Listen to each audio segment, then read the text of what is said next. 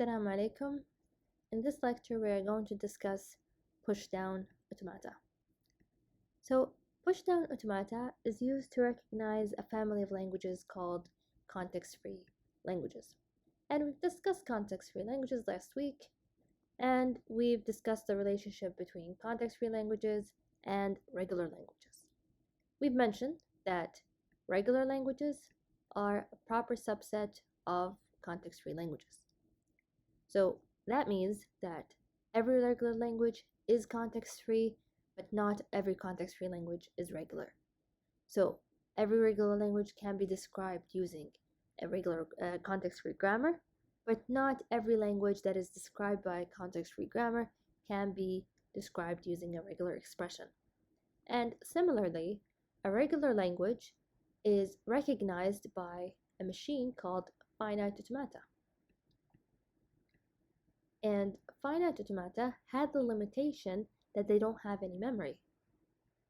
And for that reason, we were not able to define or to recognize a language that we've proven that is not regular, which was a to the n, b to the n. So the reason that we were not able to recognize a to the n, b to the n was that finite automata does not have any memory. So we couldn't count how many times we need to repeat b's given how many times that we had a's. So we couldn't count how many a's that we had so that we can give b's the same number. So we need a different type of machine. We need a more powerful machine than a finite automata to recognize context-free languages. And that machine is called push-down automata, or PDA for short. So now, what is a PDA? A PDA is a finite automata that also has memory, and that memory is in the form of a stack. So if you remember from the data structure course, a stack is an infinite amount of memory that we only had access to a memory location called the top, which is the top of that stack. And we had two operations of a stack. We can push to the stack, and we can pop from the stack. And pushing to the stack meaning pushing to the top of the stack, and popping from the stack meant that we popped from the top of the stack. That also means that the type of operation of a stack is last in, first out. Okay, so some of the most famous applications of a stack is that we can reverse arrays using a stack. So for example, here we have an array that has the elements in it from 1 to 5, and then using a stack we were able to reverse it from 5 to 1. So to relate this to this course, this can be seen, or this can be viewed as a word, and this can be viewed as W reverse, or the word reversed. And we can reverse a word given a stack. So the way that this operates is that at the beginning we have an empty stack, and then going through the string from the first element we will push it to the stack, and the second element we push it to the top of the stack, third element to the top of the stack, fourth element, and then the fifth element is also pushed to the top of the stack. And then we have this empty array that we want to fill from the beginning to the end. We go back to the top of the stack, we read it, and then we pop it from the stack. Now we read the second element, we pop it from the stack, the third element, we pop it from the stack, and then the top of the stack is 2, we read it and then pop it, and then 1, we read it and pop it, and then this is the reverse of this word. So this is one application where using a stack is very useful. Another application is in programming languages and compilers, where we need to guarantee that we have the same number of opening parentheses as we have as closing parentheses. And we've seen this example at the beginning of this course. We've mentioned that whenever we see an opening parenthesis, the operation that we do is we will push. And then whenever we see a closing parenthesis, the operation that we do is we will pop. So this is our stack, and now we're at the beginning of this string or this expression. We removed all of the variables and the operations just to make it easier and simpler for us to see. And now we found at the beginning of this string a opening parenthesis, so we will push. Now what we decide to push can be the opening parenthesis, or it can be any other symbol. It's not important that the same symbol is the symbol that is pushed. So we can decide to use the opening parenthesis to push, or we can push another symbol. It is our decision. So let's say that we've decided to use the opening parenthesis. So now we push, and then we found an opening parenthesis, so we'll push. Then we found an opening parenthesis, we'll push. Found an opening parenthesis, we'll push. Now we found our first closing parenthesis, meaning we'll pop. And then our second closing parenthesis will pop, third closing parenthesis will pop, and then an opening parenthesis, and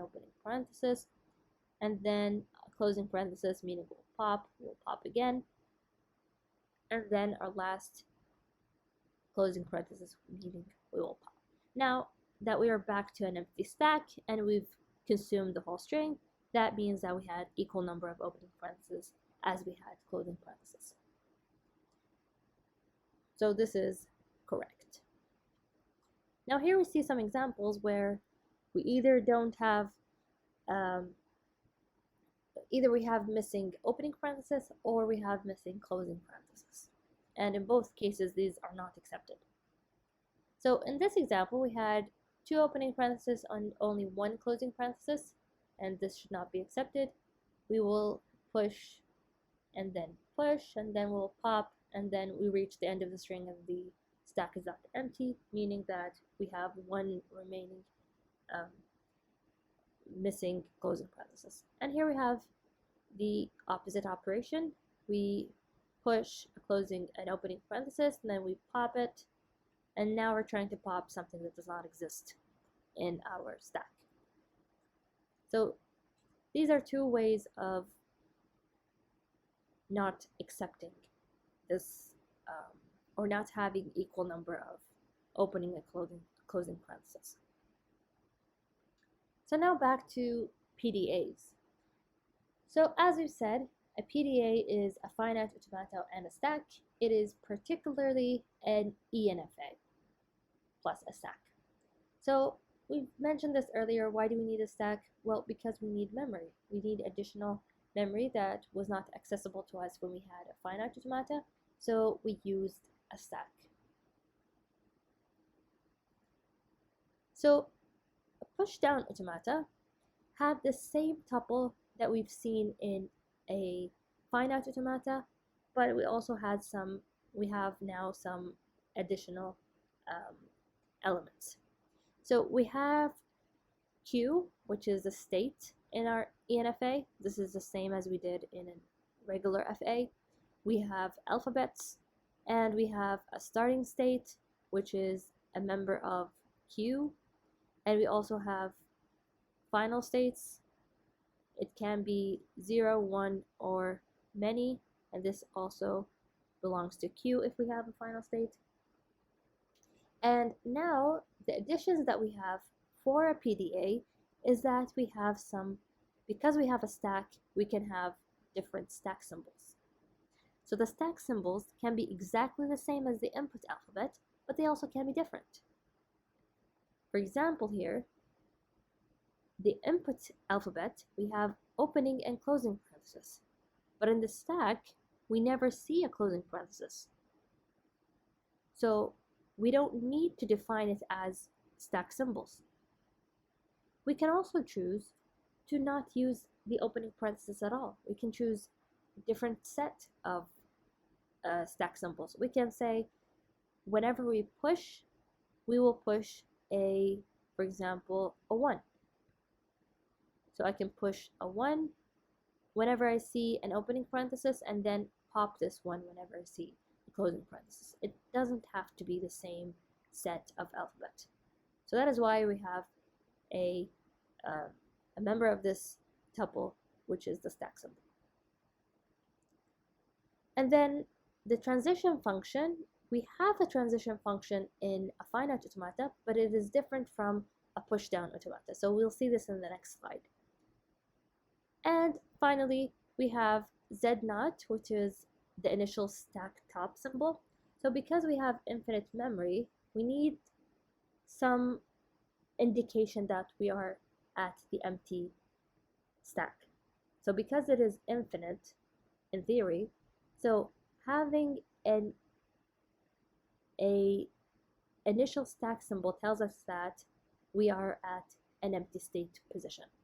So that is why we need a symbol to indicate that we are at the empty stack position. So that whenever we're back to the state, whenever we're back to Z0, it means that we are now having an empty state, an empty stack, sorry.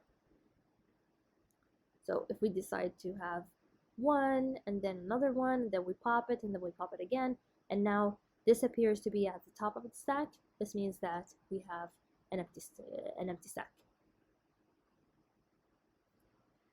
So in our transition function, as I've said, we have the transition function, we have an old state, we had input symbols that leads us to a new state. This is how we define it in a finite automata. Now, it is a little bit different in a push-down automata in the sense that we also have to view the stack top. So, moving from a state to state depends on what previous state that we were on, what input symbol do we have, and what is on the top of the stack. These three decide which state do we move to and what becomes on the top of the stack. So this transition reads as when we're at state Q, we will move to state P given that we have an input of A and on the top of the stack is X. And if these conditions are met, Q will move to P and Y will replace X on the stack, on the top of the stack. So visually, if we're at state Q, we'll move to state P given that the input is A and that the top of the stack is X. And if these conditions are met, then we will move to state P and Y will replace X. And as you can see here, we have a set for a given input. And that is because this, as I said at the beginning of the lecture, a PDA is equivalent to a ENFA, meaning that it is, by definition, non-deterministic. So we can have multiple possibilities.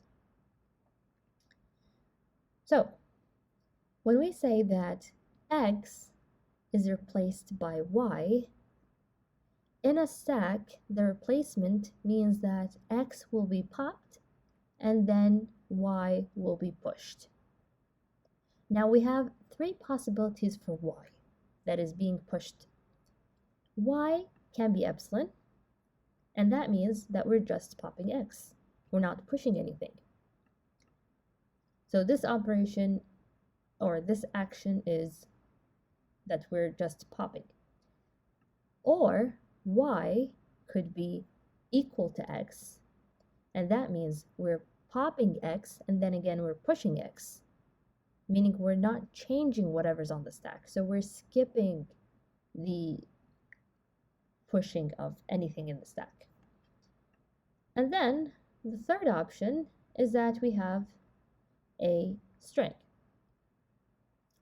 And in this case, it means that we're popping X, which was on top of the stack, and then we're pushing, we can push multiple elements or a single element. But if we have multiple elements that we want to push, we start pushing by the end of that string.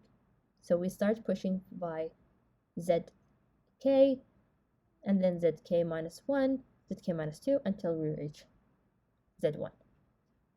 So if this is our stack, and we had Z0 at the beginning, and then X is on the top of the stack, and we want to replace it by y. So first we pop x, and then we push to the stack from the end zk, and then zk minus 1, and then zk minus 2 until we reach the top or the beginning of the string, which is z1. And then z1 is now on the top of the stack. So now to write it in terms of operation, so it is the same information that I've mentioned here. I'm just saying it from the point of view of y. So y could be a push, it could be a pop, or it could be a skip. It is a pop if y is epsilon. And that is if we're moving from a state qi to another state qj. And here we have an example. Let's assume that in our stack we have z naught and we have a c. For this example, this transition means that we're moving from state qi to qj if we have input of a and on the top of the stack is c. So now I'm ignoring the states, I'm just looking at the stack. So now that the top of the stack is c, what this means is we're popping c and we're not replacing it with anything. So now the new top is q naught, and this is a pop operation. And this is the first one that we have here. And the second one, so I'm just following this sequence. The second one is, so that you don't get confused, is skip. And in the skip operation, we've said that now if we're at state qi, we will move to state qj if we have a as input and z naught as the top of the stack, and z naught at the top of the stack will be replaced by z naught. And we call it skip because we're popping this and then again we're adding it again. So z naught is on the top of the stack, and then we will pop it and put it back. This is a skip operation. And then the third operation is push. And in push, we're moving from state qi to state qj if we have a as input and z naught as at the top of the stack. And now we will pop z naught and we will push a z naught. And because this is at the end, so we will push the end first, and it will become, this is popped and then this is pushed, z naught a. So these are the three possible operations of our stack. Now I want to show you how it is all merged together from a transition into a state diagram, into a PDA. So now if the current state is qi, we will move to qj if we have a as our next input, and then we add a comma, and this is the current stack top, and then a dash or a slash, sorry, and then this will be the replacement of x. And x is always pushed. Y could be a push, could be a pop, could be a skip. It is a pop if this is epsilon. It is a push if this is a different string. And it is a skip if y is equal to x. So now let's say that we want to represent a to the m, b to the n as a PDA. And this is an example that we couldn't have done it using a NFA or any of the finite automata. So to draw this, I will use another slide. So now just to remember, our string here was A, B, B, B. Now, similar to a finite automata, we have a starting state. And we know that we want to reach a final state somehow, but let's just remember that this was not accepted by a finite automata, and we needed a stack. We needed memory. So why do we need memory? Let's forget about the PDA for now. Let's just think of how does a stack help us. So what we know is that we want to count how many A's that we have, so then we will have exactly the same number of B's. Now, we've seen some examples at the beginning of a stack. Is this similar to one of those examples? Well, yes, it is similar to the opening and closing parenthesis situation. So we will follow the same procedure. Whenever we find an A, which is similar to an opening parenthesis, we will push. And whenever we find a B, we will pop. And here we have a more restricted structure in this language because we always start with A's and we always end with B's. So we don't have the situation where we can have a closing, where we can have a B and then followed by an A. So this is much more restricted in our A to the N, B to the N language. But also something else to observe is that our stack only has one symbol. So this again tells us that the input alphabet does not exactly have to be the same as the stack symbols. They can be more, they can be less, they can be different. I can choose another symbol instead of a opening parenthesis. I can choose 0, I can choose 1, I can choose A, I can choose B. So using that knowledge that we've had, now we know that when we see an A, I want to push. And then when I see a B, I want to pop. So at the beginning, I always want to push. I only want to pop at the end when I'm done with all the A's. So this means that I will remain at the same state when I find input A, and this is my string, and on the top of the stack, at the beginning, as I've said, the top of the stack is Z0. So when the top of the stack is Z0, I want to replace it with a Z0, meaning I want to push one of those A's. So it will become a Z0 because we will pop Z0 and then again we will push Z0 and push A. And there's another possibility is when I move to the second A, so now I read A and on the top of my stack is A. Now I want to replace it with A because we have to pop and then we push. So we will pop A and push AA. And that just means that we're going to add an A to the stack. So we will pop A and then push AA, meaning just that we have now two A's in our stack. And then for the third A, what we'll do is that we will again, by this rule, do we need to create a third rule for this A? No, because the input is the same and what is on the top of the stack is the same. So I will use the same rule for the third A, which is because my input is A and on the top of the stack is A, what we'll do is we will pop this A and then we will push an A. Sorry, we'll push an AA. So now we have 3 A's in our stack.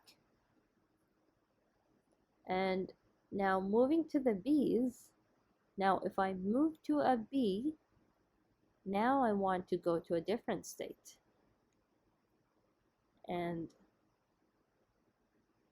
given input B and the possibility for a stack is that there must be an A, because I can't have B at the beginning, so meaning my stack is empty, because this does not follow the structure of or the pattern of the language. So this means that when I have B as my input, there must be an A on the top of the stack. And this A, I will replace it with epsilon. Why will I replace it with epsilon? Because I just want to pop. When you find a B, pop the A. So we will pop this A. Now, what about the rest of them? The same thing. So we'll do a loop. If I find more B's, if I get more B's as input, and then there must be an A on the top of my stack, and I want you to pop A and replace it with nothing. So this A is going to be popped when I read this B, and then this A will be popped when I read this B. And then at the end, without reading anything, and on the top of my stack, there is a Z naught. Don't just skip it, meaning pop and push. And now I reach a final state. And now strings in the form of A to the N, B to the N are accepted by this PDA. So let's see other examples. So let's see an example of A, B, B, now that our PDA is already set. So at the beginning, our stack is at Z0, as I said, indicating that the stack is empty now. So we will start at the starting state, and we have A as input. So now, which of these transitions will we follow? Well, they go back to the same state, but we follow this transition because the input we have is A, and on the top of the stack we have is Z0. So what this means is we will replace Z0 with A Z0, and this means we will push Z0, we will pop Z0, and then we will push Z0 A. And this is our first transition with input A. Now with input A, the second A, now which of these transitions apply? The second one. Why? Because our input is A, and on the top of the stack is A. So that means we will pop A, and we will push AA.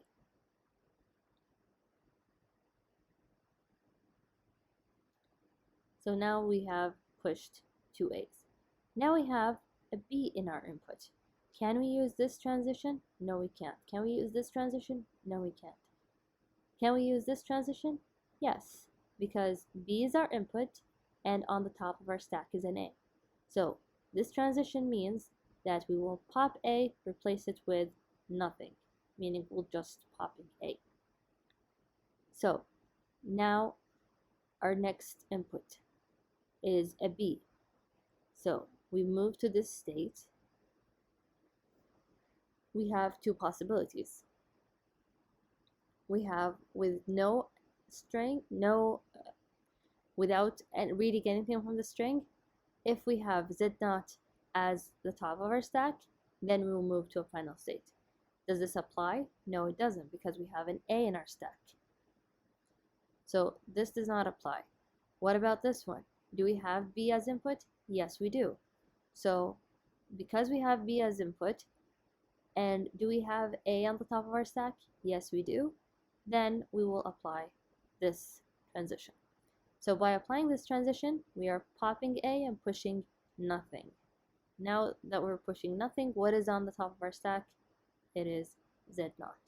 So now this string has already been consumed. We read the whole string, and we will not, without reading anything, and because the top of our stack is Z0, we will pop it and push it back again. We reach the final state, then that means that the string is accepted by the PDA. Now let's look at another string that should not be accepted.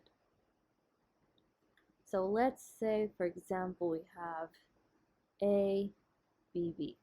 This should not be accepted because it doesn't follow the A and B structure. So now again, our stack at the beginning is at Z0. So now we read the first symbol, it is A.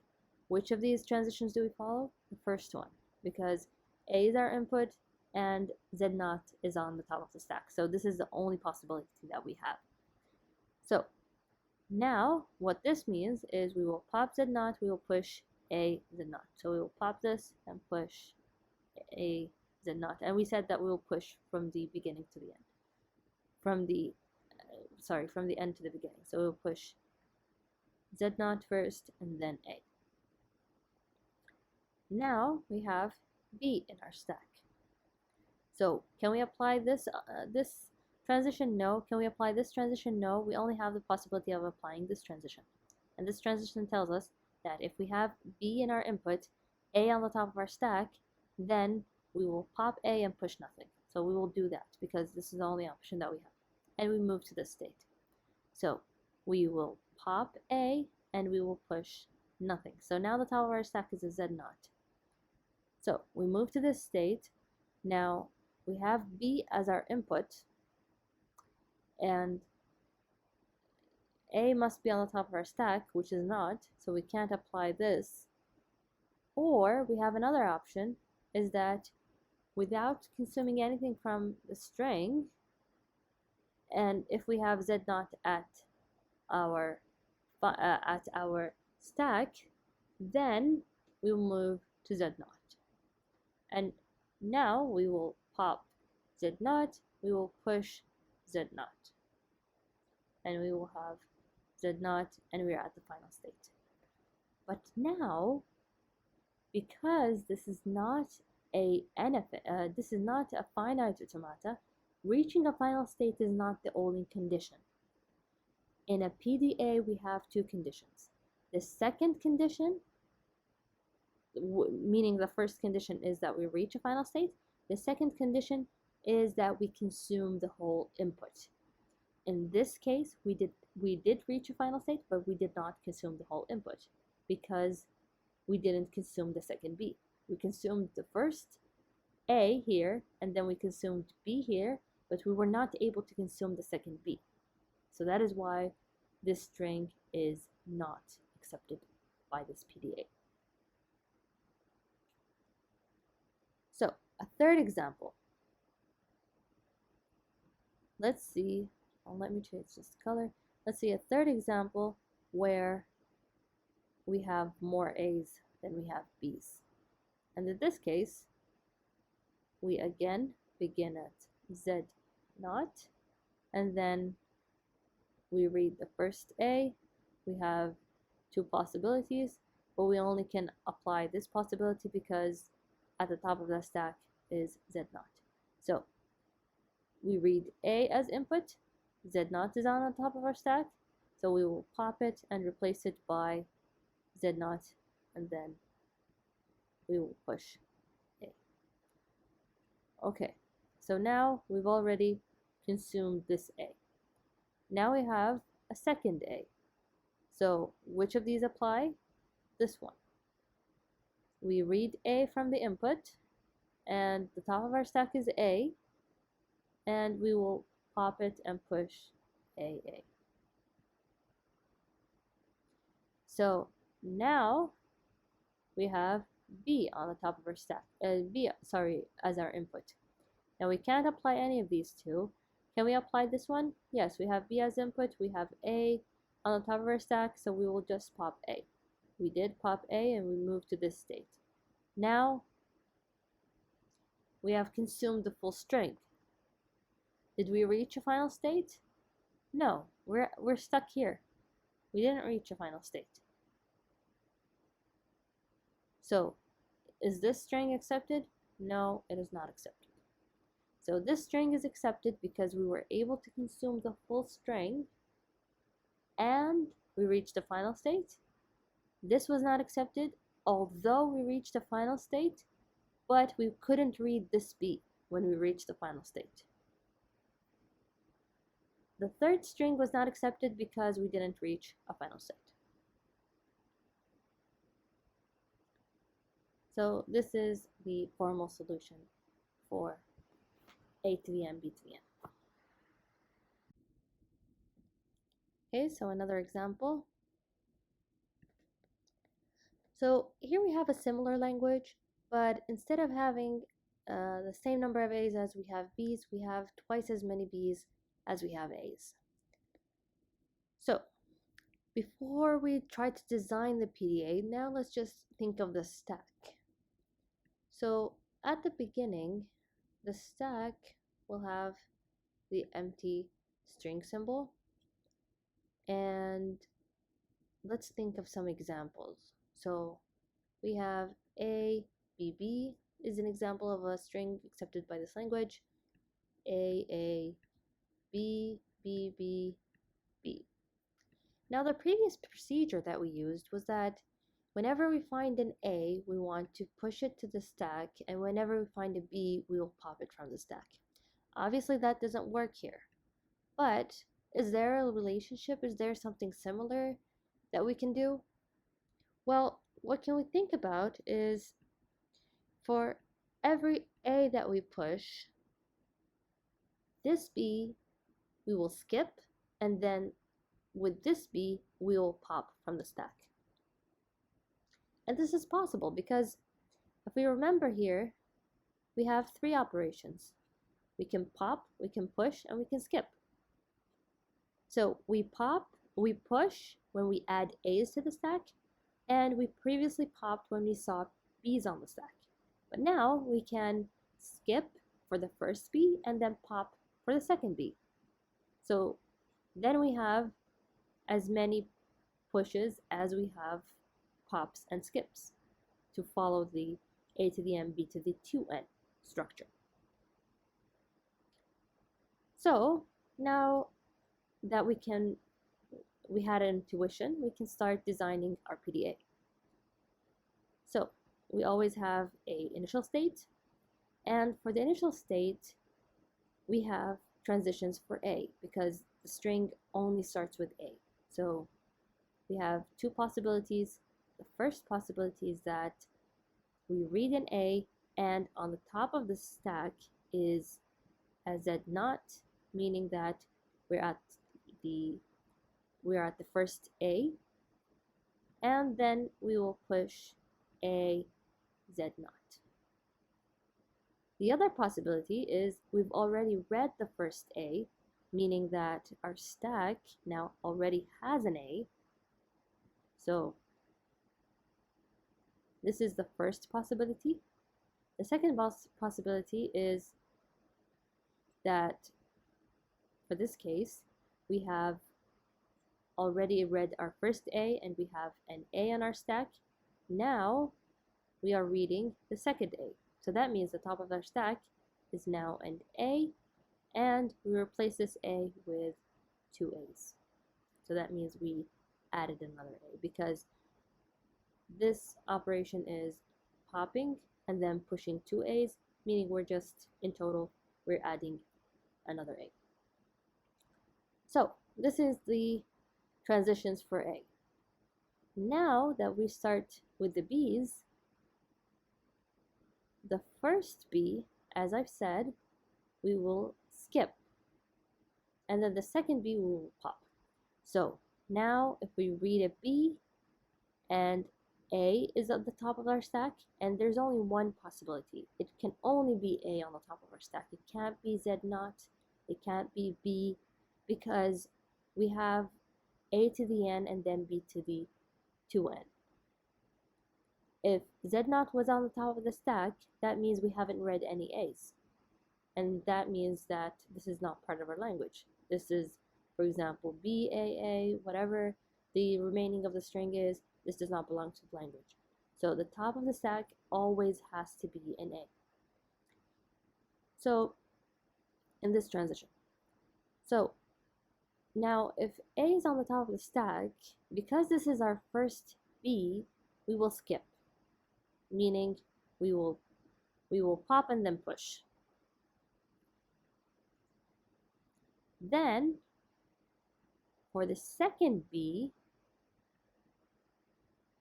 we will pop and not push. So now in this case, if we trace, at arriving at this B, we will skip the A, we will pop and push, so we will not do anything to this A, and then we reach the state, and then we read the second B, and then in this case we will pop A and we will push nothing. And this is a slash. It's not obvious. This is a slash. Okay, so now after reaching this state, we have replaced this A with these two B's. Now what about this A? We need to replace it with these two B's.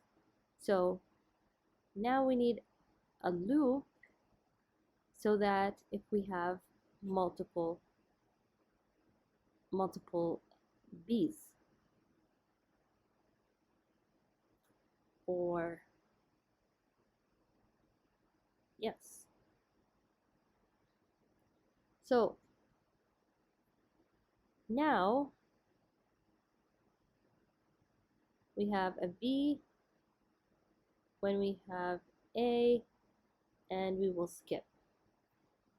And then at the end, we will, without anything as input, we will find Z0 at the top of the stack, and we will replace it at Z0, and we will arrive at the final state.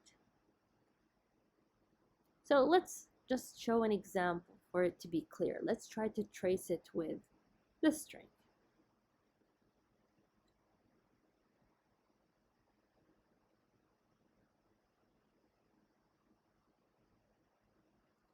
So in this string,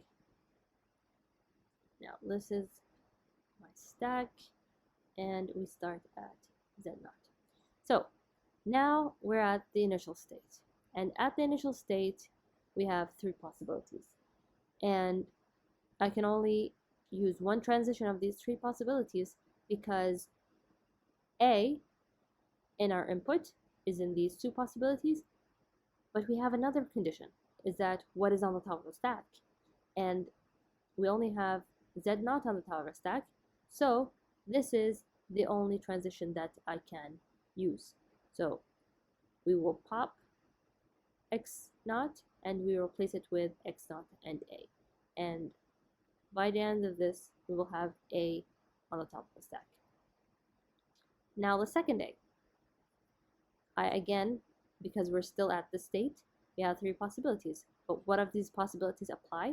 Well, only this one, because now we have A as input, and on the top of the stack it is an A, so we can't apply this one now, we have to apply this one. And this means we will pop A, we'll push 2A. So we will pop A, we'll push 2A, meaning at the end we have 2 A's on our stack. Now we have a third A. Again, we can only apply this one. So we will have a third A on our stack. Now we have B's. And again, we're at this state. So at the first B, we have three possibilities, but only this possibility apply because this is the only possibility where the input is a B, and on the top of the stack is an A.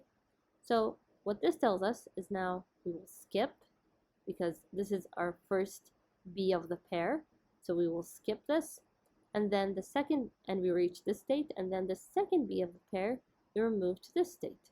So now at this state, I have one possible transition where we have a B and A on the top. And does this apply? Yes. We have a B and we have an A on the top. So we will push it. We will pop it, sorry. and we end up at this state. Now we have the first B of a pair, and in a first B of a pair we will do the same thing that we've done here for all of the remaining first of a pair. Now the second of this pair, we reach this state because we've moved to this state at the first of the pair, and then we move to this state. So we have a B as our input, we have an A in the stack, so we will pop it. So we'll pop this A, and now we reach this state again. And again, we've reached a first of a pair. In the first of a pair, we will skip.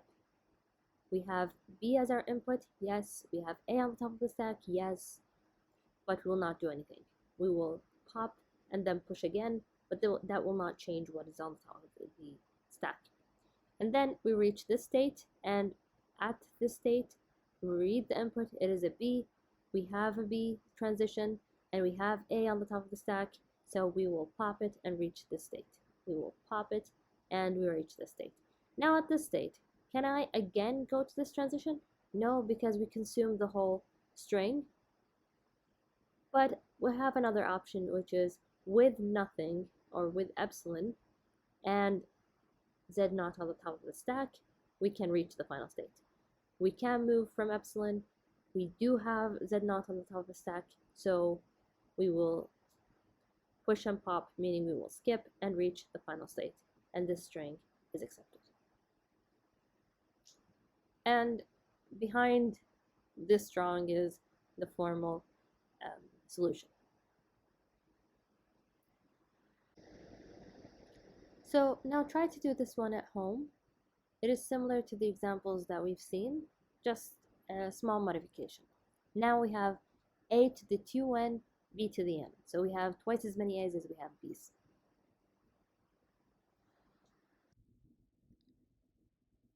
So far we haven't discussed determinism and non-determinism in PDAs, and we've discussed them previously in finite automata. We've mentioned in finite automata, a deterministic finite automata, or a DFA for short, is equivalent to an NFA, a non-deterministic finite automata. So for every regular language that is defined by a DFA, we have an equivalent language that is defined by an NFA, and vice versa. Now, is that the same in PDAs? Are they equivalent in power, or are they not equivalent in power? Well, we'll see an example, and then we'll go back to the formal definition.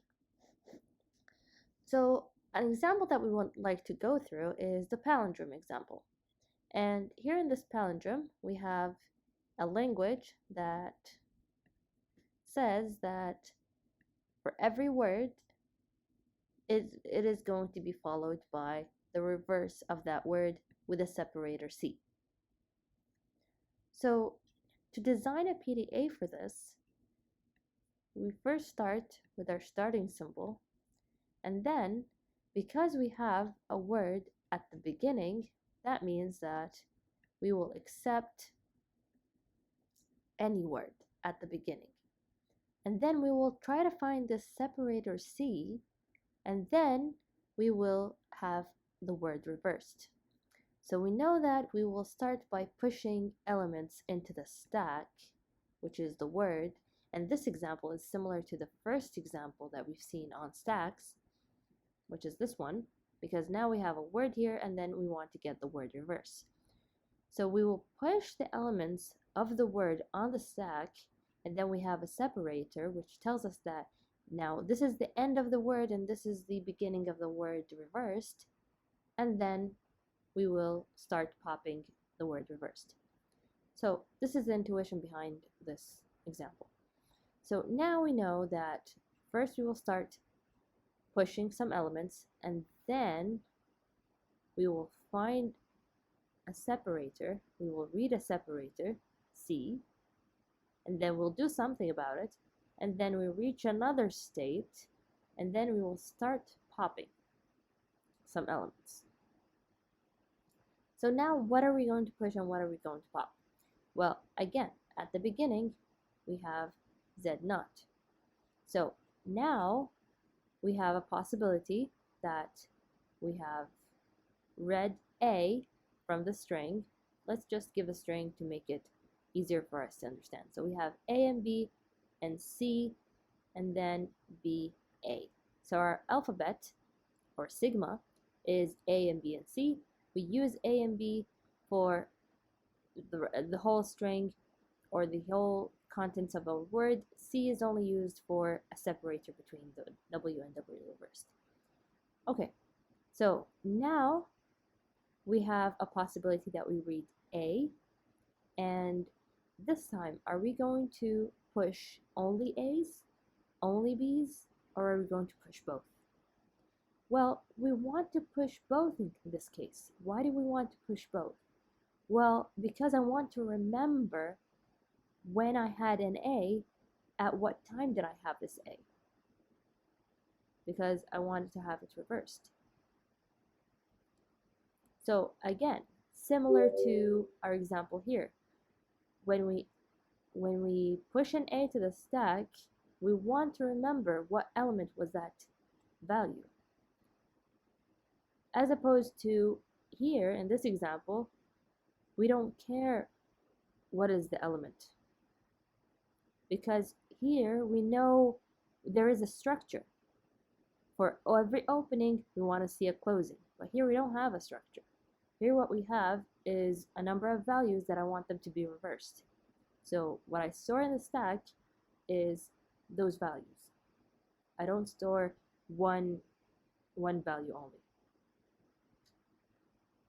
So going back to this example, so for an A as input, I will first, because now we have Z on the top of the stack, so I will pop Z0 and I will push A Z0. And then again, I can have the same example but with B. So I will do the same thing.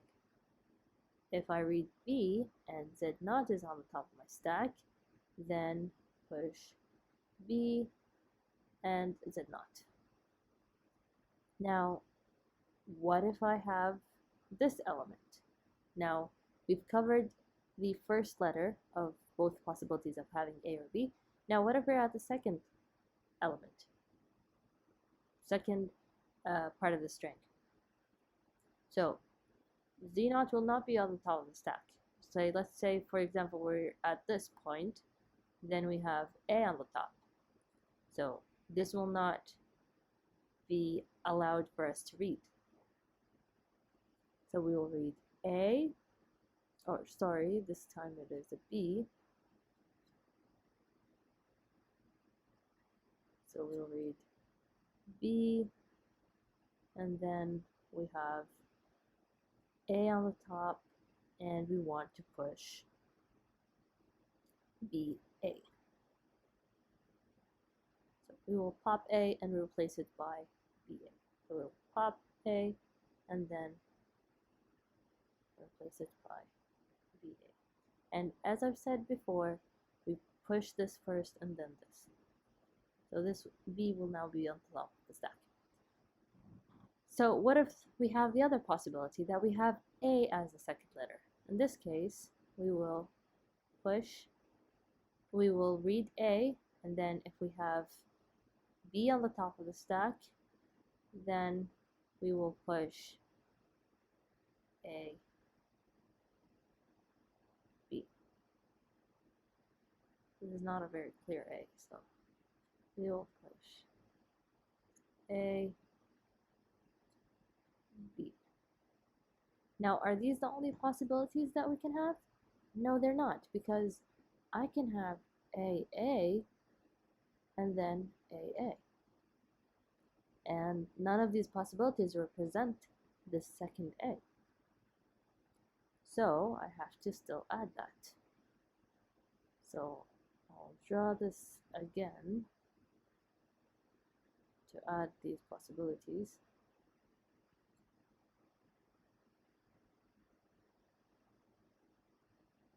And then we've said we have C something. and then we have another loop.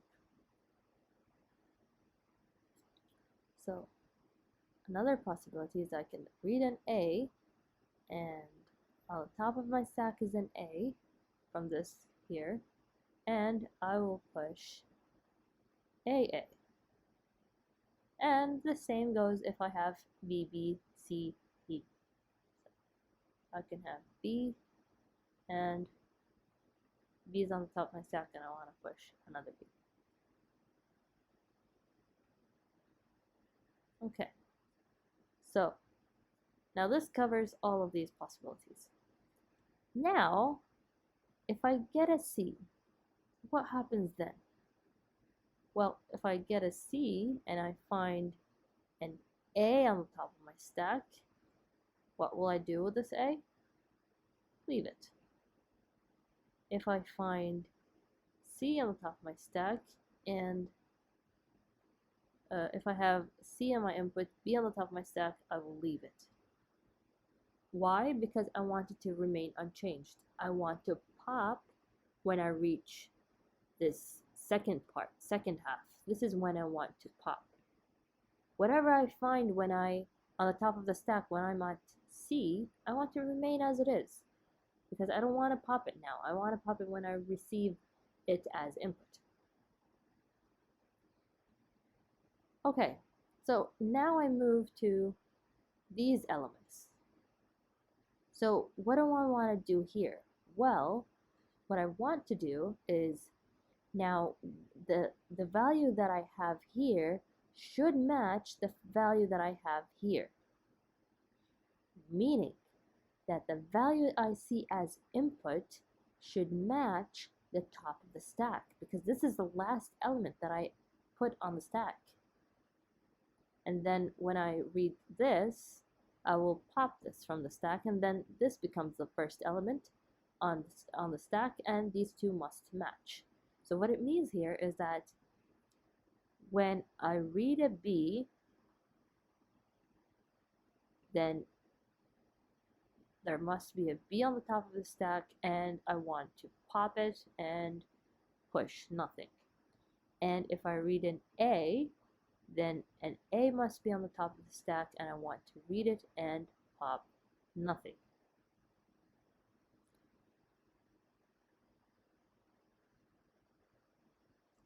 And then at the end, I want to accept a string if I go back to Z0, meaning the empty string. So this is when I want to accept the string.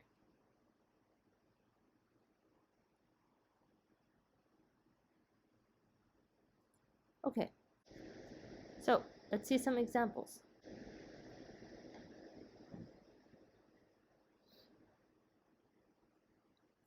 So one example, let's try this one. Let's fully do this example. A, B, C, B, A. Now this is my empty stack, and we have Z0 in it. Now we start with an A. Now starting with an A, if we have Z0 at the top of our stack, then we'll apply this. So we will pop this and apply this, and this means that we will have A Z0 on the top of our stack. So now we've consumed the A, we've read the A. Now we have a B. So which of these can we apply? We're at this state. Well, we can't apply the first two because they have Z0 on the top of the stack. Can we apply this one? Well, yes, because we have a B in our input, A in our stack, so this is the only candidate that we have. The rest are not accepted because here we must have A in our input, here we must have B in our stack, and here we must have C as input. So this is the only possibility. So with this, we will pop A from the stack and we will push BA. So that means that we will pop A and then push A again and add a B over it. Now we read a C. So none of these possibilities are acceptable, and just remember we're at this state, so none of these are acceptable. Here we have a C and we have B on the top, and it just says skip because we push and pop the same value, so we skip and we move to this state. Now we arrive at this state, and at this state what tells us is that when we read a B, now I have three possibilities. Without reading anything, do I have Z naught on the top of my stack? No, I don't, so I can't apply this. And what about this one? Well, I don't have A as input, so I can't apply this. What about this one? Well, I can apply it because I have B as input, I have B on the top of my stack, so we will apply this. So by applying this transition, we have to pop B and not add anything. So B is popped. Now the last part of the string is A, and we have three possibilities here. Well, this one's not acceptable because we can't read a B, and this is not acceptable because we have A on the top of the stack, not Z naught, so this is the only valuable option. And we try this option with A, we pop A, we push nothing, so now this is popped from the stack, and now we've consumed the whole string, so we cannot apply these two. And can we apply this one? Well, yes, because we don't need any input and we're on the top of the stack is Z naught, so we move to a final state. So this string is accepted. Now also the string C is accepted because the word is empty and following C is empty, so we can also add a transition here. Is if we have C as our input and we have an empty stack ahead of it, then we just skip and move, and this will accept C as part of our language.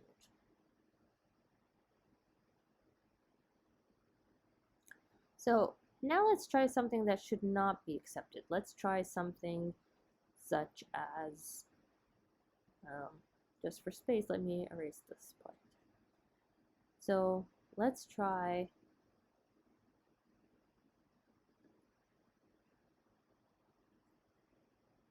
A, B, C, A, B, which is not part of this language. This is W, C, W, not W, C, W star, not W, C, W, R. So this is not accepted by this language. But let's see. So now we're at the beginning, we're at Z naught, and now we are at this state. Now at this state we have to read some letter. So the first letter that we have is an A, so we have the possibilities this and this and this using A as input. Well, only this one has Z naught on the stack, so this is the one that we can apply. So by applying this, we will pop Z naught, we will push A Z naught. So we will pop it and then we will push it again and then add an A. And now we've consumed the first A. Now moving on, the second letter, which is B. So with B, we're still at this state and we have these three possibilities with B as input. We can't apply this one because we don't have Z naught on the stack on the top, and we can't apply this one because we don't have B on the top, so we only have this option of popping A and pushing BA. So we pop A and then we push A again and follow it by a B. Now we've consumed this one. Now with the C, none of these are applicable. We have here three options. If we have C and A on the top of the stack, C and B on the top of the stack, C and Z naught on the top of the stack, well, this is the only one that is applicable. What do we do with the stack? We just skip, meaning we pop and push the same element. And now we reach this state, and we've consumed C. Now, here what it tells you is that if you read an A, the top of the stack should be an A. If you read a B, the top of the stack should be a B. Well, now we're reading an A, so this is the only possibility between these two, and the top of the stack is a B. So I can't do this. Well, can I do this one? No, because I'm not reading a B. Well, can I do this one? No, because although it doesn't require me to consume any input, I don't have Z naught on the top of my stack. I have a B. So I got stuck here. So this is not accepted by this PDA, this string. So now, is this a deterministic PDA or is it not deterministic? Were we able to determine where each input moves based on this PDA? Well, yes, it is deterministic. Even though, as you remember from finite automata, we've mentioned that we have to have all the possibilities, such as, for example, here we don't have an A, we don't have a B, we don't have a transition for C. Well, in a PDA, we call this deterministic, and we assume, because of the many input that we have, we assume that these exist, but we don't write them. So all of the transitions that are possible, we assume that they go to a dead state. But we don't show it to not overcomplicate the PDA, because we already have a lot in it. So here we will have a transition for input A, for input B, and for input C, and the same here it goes. We will have a transition for input C, moving to the dead state. So not to overcomplicate it, any non-existing, any non-written transitions, we assume they go to a dead state. But this is not non-deterministic, and we can confirm that it is deterministic because for all of the existing transitions, you can determine where it goes. You can determine exactly where this goes. There's no doubt, or there's no multiple transitions on where it doesn't go. So this is a deterministic PDA. Now we'll see the difference between a deterministic PDA and a non-deterministic PDA. So this is how the formal solution. Now we'll see an example of a non-deterministic PDA. Now, looking at this example, we have the only difference between this language and the previous language that we've said is deterministic was that the previous language had a separator C. So we had W, and then C, and then W reverse. So let's say, for example, we had AB, which was W, C, and then BA. So this was W, and this was WR. And it was easy on the PDA to decide when does W end, and when does W reverse start, because when we read C, that means that we've ended W, and now we're starting to pop from the stack. And this means that we are at W reverse. But now that we remove the separator, it becomes more difficult to decide when does W end and when does W reverse start. So this can only be done non-deterministically. So we cannot easily determine where does, or after reading how many alphabet from the input are we going to reach the end of W, and when does W reverse start. So for this PDA, it is very similar to the previous one. So we start with the starting state, and again, in the starting state, we are trying to read the W part. And for the W part, that means that our string can start with A, and if it starts with A, the input string that we read, then in the stack there must be Z0, and we will pop Z0 and then push A Z0. And another possibility is that it could be B, because we can have this string as well. And now we remove the separator, so it becomes BAAB. So we can have B at the beginning of our string, and our stack will be at Z naught, and now we push B Z naught. Now, moving to the second element of the string, we will have more elements on the stack. So we have multiple possibilities.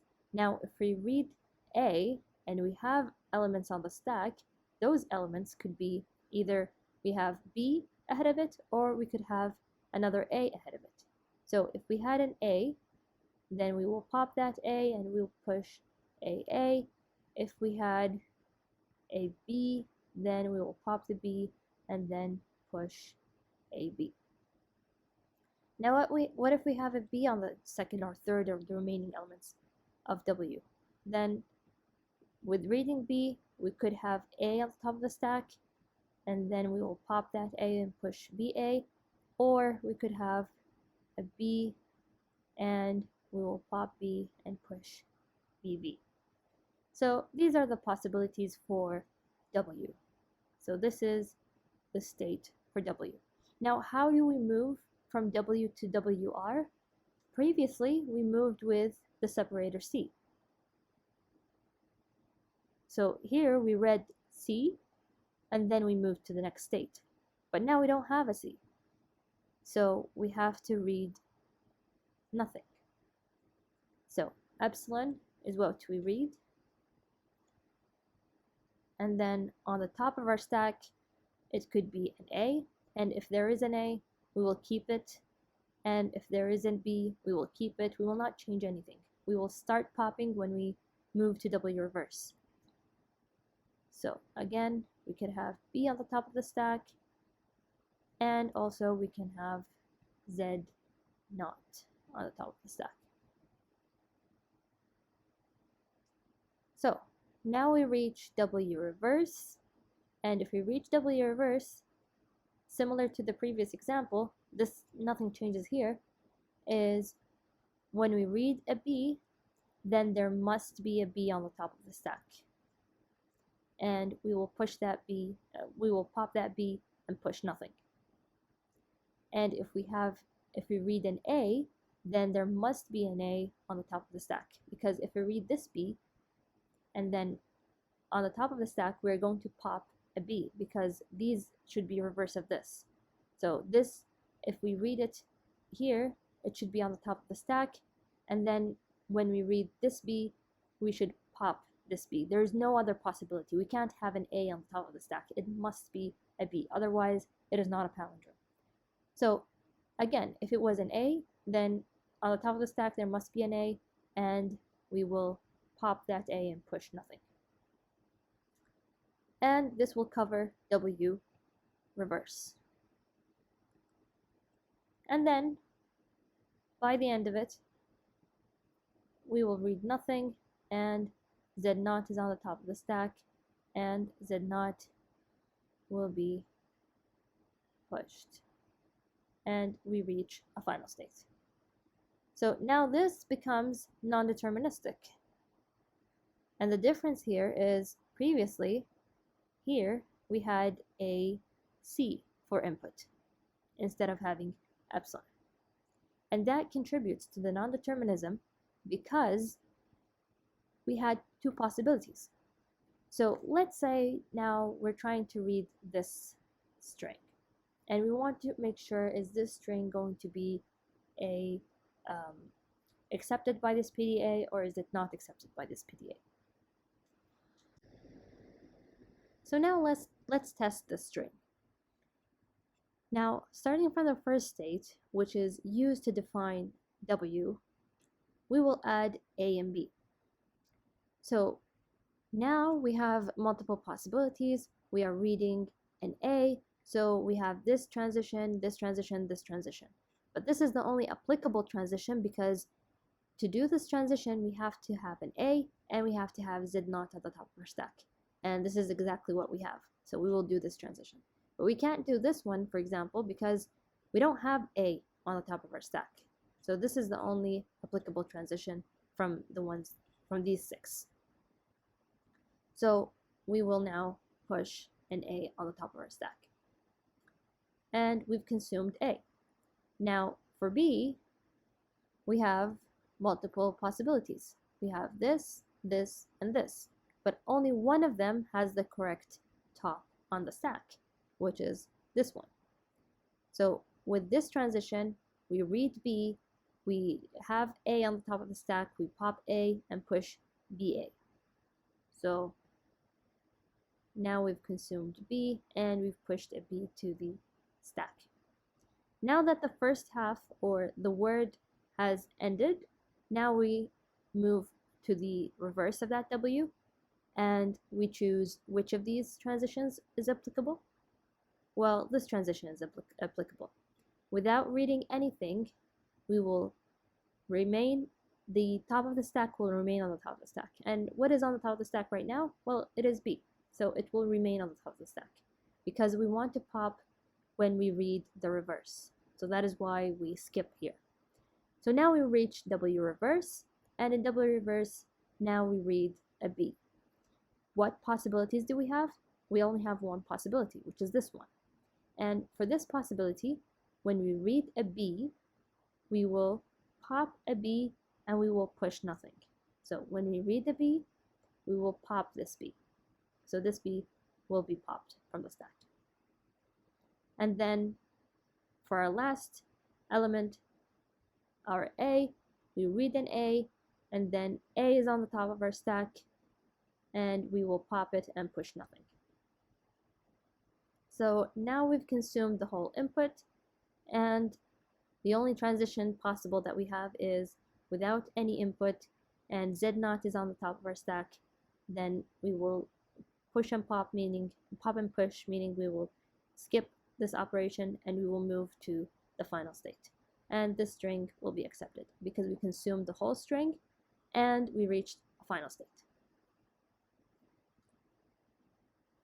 So let's see an example of a string that is not accepted. So this string was accepted. Now let's see an example of a string that is not accepted. So AA, BA is an example of a string that does not follow the language L, and therefore it should not be recognized by this PDA, meaning that it should not reach a final state when we consume the whole input. Now, because this PDA is non-deterministic, that means that we have multiple runs. It is possible that we have multiple runs for the same string, but none of those runs will be accepted because this is not part of the language. Now we'll see, or we'll trace one possible run, and at home you can trace some other possible runs. None of those runs will be accepted, but just to convince yourself that this string is not accepted by this PDA. So now starting with our first element in our string, we have an A, and we've decided to choose this transition. And this transition is applicable because we have A as the start of our input. We have Z0 on the top of our stack, so we'll pop Z0, push A, Z0. So now we have an A, and we've consumed this A. Now we have another A, and for this other A, we will apply this transition because we have A in our input, A on the top of our stack, so we'll pop A, push AA. And now we have B on the top of our stack. So now we have a B on the top of our stack. Let's say we apply this transition. And this transition is applicable because we have B on the top of our stack, and we have B as our input, A on the top of our stack. So now we will pop A, push BA. And now we've consumed B. Now let's say that we've realized that we're just pushing and pushing and pushing to our stack, and we're not popping anything, and we're not moving to the final state. So with the empty transition, we do nothing, meaning that we push and pop B using this transition, and now we move to this state, or state 2. So now moving at state 2, we have A in our string, but we don't have A in our input, in our top of our stack. So we can't do this transition. Can we do this transition? No, we can't, because we don't have a B on the beginning of our string, of the remaining string. So we can't do this transition. Well, can we do this transition? No, we can't, because although this means that we don't have to consume any input, we don't have Z naught on the top of our stack. So we got stuck here. So you can try other possibilities, and for all possibilities, we will not reach a final state while consuming the whole input, meaning that this is not accepted by this PDA. So now, what was the difference between this PDA and this PDA that made us call this one non-deterministic while this one deterministic? We had an epsilon transition in our deterministic PDA. So how is it deterministic? Well, because we've mentioned that we have two requirements to read a transition or to apply a transition. The input must match the input that we have. So if I'm reading a string A, B, B, A, the input must match the input, but also the top of the stack must match the top of the stack. So if I have on the top of the stack Z naught A, even though the string includes an A, I cannot apply this rule, or I cannot apply this transition, because on the top of my stack is not a Z naught, it is an A. So in this case, this transition is applied. So what this means is we cannot only look at the input string, but we have to look at what is the input string and what is on the top of our stack. So now we go back here. So here, this is non-deterministic because with an empty transition reaching Q1, we only have one possibility. We don't have any non-determinism here, because here on the top of the stack it must be a B, here on the top of the stack must be an A, and here on the top of the stack is a Z naught. So the machine is never confused. Am I going to use this transition or am I going to use this transition? Because here we have only two transitions that are applicable. Either it's a B or it's an A. So that is why this is still deterministic, even though we have the empty transition.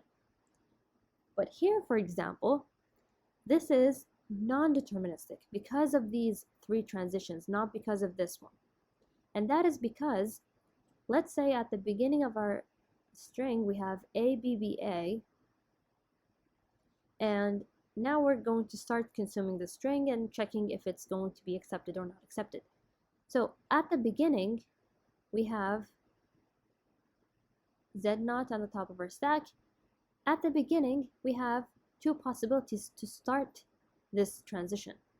One of them being, without reading any of the string, we're on Z naught, so move from state Q naught to Q1.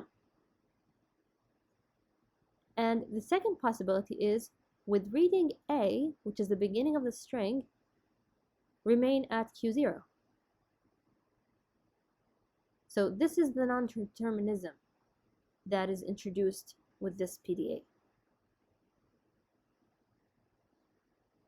While here, we didn't have that, because here it had to read a C, and we don't have a C to be read, unless we read the whole word, and this example does not apply to this language. It should have been A, B, C, B, A. So we're never going to move here unless we've read the whole first part. So I hope it is clear. If it's not, you can come to my office, you can send me an email if you don't find it clear. But this is a difference in a PDA from a finite automata. In a finite automata, we've mentioned that whenever we have a epsilon transition, that means that we have non-determinism. But in a PDA, because we have two requirements, we have to look at what do we have as input to our string, and also what do we have on the top of our stack. We might have a empty transition, or sorry, an empty string, but it is not considered non-determinism because on the top of our stack, it must be, we have only one possibility. So now this non-deterministic PDA and this deterministic PDA, are they equivalent, similar to what we've studied in finite automata? Well, no, they're not equivalent. And the reason that they're not equivalent is because we can never have a deterministic PDA that recognizes this language. Because to recognize this language, it means that we have to remember a part of W, and we have to know when do we reach the middle part between W and W reverse. And we can never define this deterministically. Just by reading the string from first element to the next, we can never determine when have we reached the reverse of this W. We have to do it non-deterministically. So it is inherently non-deterministic. So for that reason, deterministic PDAs is less powerful than non-deterministic PDAs. So a non-deterministic PDA is more powerful than a deterministic PDA, which is more powerful than an FA. And all types of FA are equivalent. Usually, whenever we discuss PDAs without referring to non-deterministic or deterministic, usually we mean non-deterministic. And that is why at the beginning of the slides we've mentioned that a PDA is an epsilon NFA with a stack. Because whenever we mention a PDA without specifying, usually what we mean is a non-deterministic PDA. And this concludes our lecture today. So in our next lecture, we will discuss the conversion of CFGs to PDAs.